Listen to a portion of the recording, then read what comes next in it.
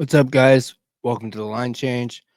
And in this video, we're going to be talking about potentially or 8 potential teams that could be interested in trading for Dakota Joshua. Now, obviously, Joshua's name has come up quite a bit as of late as a potential trade target. There's rumors going out there that the Canucks are looking to move Dakota Joshua and move off of that 4-year contract that he signed with the Canucks not even 2 years ago. And we're going to dive into 8 potential teams that could be interested in him. Obviously, the Canucks still have that massive hole down the middle, and they are trying to come up with ways to fill in that hole. And it might come at the expense of guys like Dakota Joshua, Teddy Bluger. But in this particular video, we're going to be focusing on Dakota Joshua and 8 potential teams that could be interested in his services. But before we do that, as we always do, big shout out and thank you to my sponsor, Gassy Jack Art, maker of that incredible artwork you see there behind me. And you guys can check them out yourselves at gassyjackart.com. You can also find him on Instagram at GassyJackArt. He still has his end of season sale going on where you can buy 2 prints and get 2 for free. Go ahead, check him out, GassyJackArt.com. So let's go ahead and dive into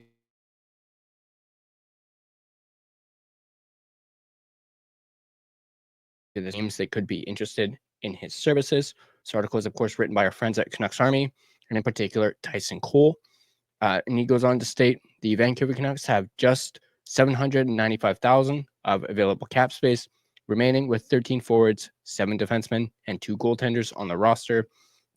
Would they prefer to have another center in the mix who could potentially push Filipino down to 3C? Surely, but with what centers were out there on the free agent market, the Canucks circled back and re-signed Brock Besser. Now looking at the Canucks' depth chart, they are rich on the wings.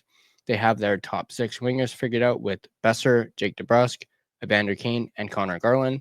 But it gets a little crowded with their bottom 6 wingers with Niels Höglander, Drew O'Connor, Kiefer Sherwood, Linus Karlsson, Arshdeep Bains, Jonathan Lekaramaki, and Dakota Joshua, all fighting for 6 spots. Not to mention Max Sasson, Atu Ratu, and Niels Aman, who will also be fighting for a spot on the wing if they can't fit down the middle. Of all the players listed above, only Lekaramaki is waivers exempt, so the Canucks have a strong possibility of losing one, if not more, of these players. Is it likely that happens? No, but it could. To avoid losing out on one of these wingers for nothing, the Canucks could look to trade. In fact, there has already been reports about the Canucks shopping a pair of bottom 6 players, both Teddy Bluger and Dakota Joshua. They're trying to move 2 guys right now, Joshua and Bluger. Rick Dollywall said, can they move one of those 2 guys to free up the cap space to get a centerman now? I really am hearing the Canucks are souring on Dakota Joshua for some odd reason. His name's out there. Joshua earned himself a 4-year, $13 million extension, holding a $3.25 million AAV with the Canucks after a career year. The big winger scored 18 goals and 32 points in 63 games in 2023-2024, but had a down 2024-25 season. It is easy to forgive Joshua for last season after his cancer diagnosis in the offseason, which affected his offseason training and the start of the season. However, it appears he might be a casualty as the Canucks look toward fixing their hole down the middle of the ice. Joshua will have some control if he is moved, however, as he carries a 12-team no-trade clause. But if he is moved, who would be interested in acquiring the Canucks' Joshua? One team comes to mind, the Chicago Blackhawks. The Blackhawks shouldn't be turning around any NHL talent to help fix their roster. With over $22 million in cap space and only 11 NHL forwards on the roster, they have both the cap and roster space to fit in Joshua. Of course, the Blackhawks have young prospects vying to make the team, but Joshua would flirt with top 6 minutes in Chicago if he were moved there. Chicago was one of the teams expected to pursue Joshua last offseason, so we know their management group likes the player. But would Joshua welcome a move to Chicago, considering the team's struggles over the past few years? Next up, we have is the Colorado Avalanche. This would be a tight fit for the Avalanche, but they just scrape by with under 1 million in cap space if they were to add Joshua. Looking at the Avalanche's roster, they are very top heavy with Nathan MacKinnon, Gabriel Landeskog, Marty Necas, Arturi Lehkonen, Brock Nelson, and Valerie Nishushkin occupying their top six. However, Ross Colton and Logan O'Connor, who is currently on the injured reserve list, are the only players on the roster who you could consider top 9 players. Colorado moved on from Miles Wood this offseason, so they lack a lot of toughness out of their bottom 6 and could see Joshua as an asset worth trying to acquire to bolster their Stanley Cup contending lineup. Next up, we have the Detroit Red Wings. A homecoming for Joshua. The dead-born Michigan native would likely welcome a trade back to his home state. Detroit has more of a crowded forward group with youngsters Jonathan Berggren and Elmer Soderblom looking to earn full-time roster spots. The Red Wings signed veteran James Van Riemsdyk this offseason, but acquiring a similar big-body player who brings an added physical presence to a bottom 6 that did not have a player with over 100 hits last season would breathe some toughness into Detroit's offense. Next up, we have the Minnesota Wild. There were quite a bit of rumors swirling about which roster player the Canucks offered along with the 15th overall pick to the Minnesota Wild in exchange for Marco Rossi. That never came out, but with the reports of the Canucks shopping Joshua after having soured on him, along with the bigger-bodied profile player that GM Bill Guerin likes to build around, it was easy to speculate Joshua might have been a part of that package. Joshua would fit the mold of a prototypical Guerin-type player that he likes to fill in his bottom 6. The 6'3", 206-pound winger throws his body around and isn't afraid to drop the gloves. Players like Marcus Foligno, Yakov Trenin, and formerly Nikolai Desjardins fit a similar profile to Joshua's, but the Canucks winger would provide more offensive upside. If they don't trade him, the Wild still have Rossi to sign, but with over $10 million of cap space, the Wild could make it work to retain Rossi and fit Joshua in under the salary cap. Next up, we have the Nashville Predators. The Predators are in a world of hurt in their forward core with just over $10 million of available cap space. Nashville has 8 NHL regular forwards under contract, with RFA Luke Evangelista still to sign. That leaves 3 spots open for the Predators to fill, hoping that 3 youngsters, Matthew Wood, I'm probably going to butcher this, Fyodor Svechkov, and Zachary Leroux can make the jump to the NHL. It's unlikely that all 3 will be ready to make the jump, so Joshua could make sense in Nashville. After letting Kiefer Sherwood walk last summer, thank you, Nashville, and trading Jeremy Lauzon this summer, the Predators don't have a whole lot of big hitters on their roster. Joshua could fill the physicality void left on the roster. Next up, we have the San Jose Sharks. The Sharks are similar to the Blackhawks in that they could be looking for more NHL-ready players right now to help the youth grow. Speaking of the youth on the roster, which player on their team right now is going to stick up for their teammates when Macklin Celebrini or Will Smith get roughed up? Barclay Goodrow, Vincent Desharnais, if he's in the lineup. Not only could Joshua stick up for young stars on the team, but he could likely slide into the Sharks' top 6 as an offensive contributor. Outside of Celebrini, Smith, and Eklund, as well as Tyler Toffoli, Joshua would probably slide in as their next best forward, one that would still leave them with over $20 million in cap space if they acquired his $3.25 million.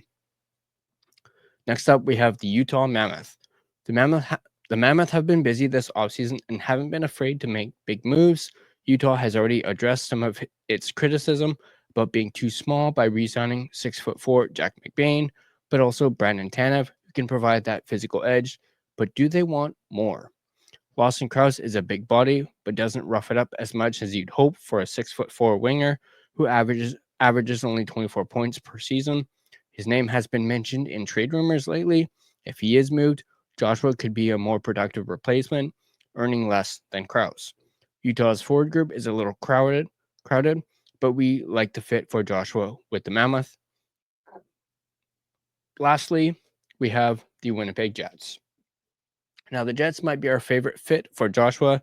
Winnipeg still have some work to do with RFA's Gabe Vilardi and Dylan Sandberg still to sign, but with just under $20 million of cap space, the Jets have plenty of money to work with to get them done and add Joshua if they see fit.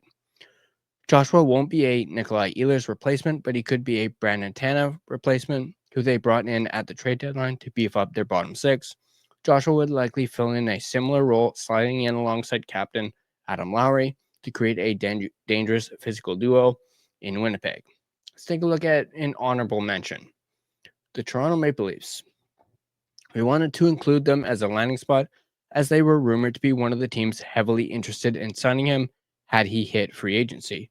They have the necessary cap, $4.98 million, to take on Joshua's full $3.25 million cap hit. However, they don't really have the roster spot to fit him in. The Maple Leafs have Max Domi, David Kempf, Calle Yarncrook, Scott Lawton, Ryan Reeves, Steven Lorentz, and Michael Pezzetta already in their bottom six, with RFA Nicholas Robertson still to sign, not to mention any of their young prospects who are ready to make the jump. There are rumors that the Leafs are trying to move out some of those players because they just have too many, so we'll circle back on Toronto as a potential Joshua destination once a roster spot clears up for him. So there is that 8, I guess technically 9 potential teams that could be interested in Dakota Joshua. Let me know in the comment section down below which of these teams do you guys think he would be a good fit. I know a lot of people are big fans of Joshua, myself included.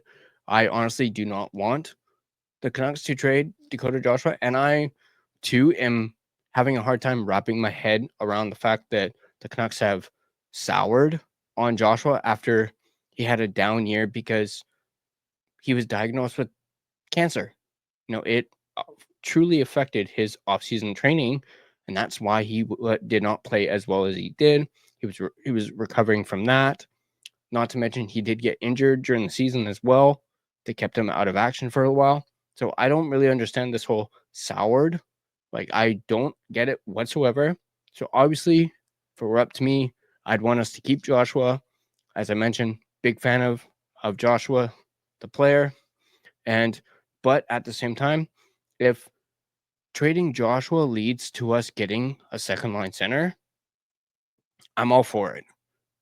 But if it's not for that, which it very well won't be for a second line center, then you keep him. You don't want to lose that toughness that you just added to with Evander Kane. You basically be switching out Evander Kane for Dakota Joshua in the toughness department. And yeah, that's not something that I want, but I thought it was an interesting topic, as well as this list of teams that could be interested in Dakota Joshua's services. So once again, let me know in the comment section down below which team do you think makes the most sense.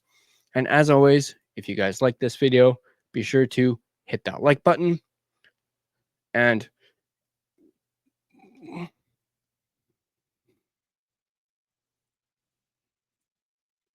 sorry. Whew, that was odd. Anyway, where was I? Yeah, if you like this video, be sure to hit that like button. If you want to stay up to date on all your Canucks content, be sure to smash that subscribe button and turn on your notifications so you don't miss a single video. You can find and interact with us on social media. You can find us on Facebook. Just search The Line Change. You can find us on Instagram at The Line Change. You can find us on X at Line Change Man. You can find us on TikTok at the TLC Podcast. You can also find us on Blue Sky at The Line Change. And once again, feel free to give us a follow on all of our social media platforms. If you prefer an audio version of this podcast, you can find us on both Spotify and Apple Podcast. On Spotify, feel free to give us a follow, as well as rate and review us. It is greatly appreciated. But that's going to do it for me in this video. As always, let's go Canucks, and I'll see you guys in the next video.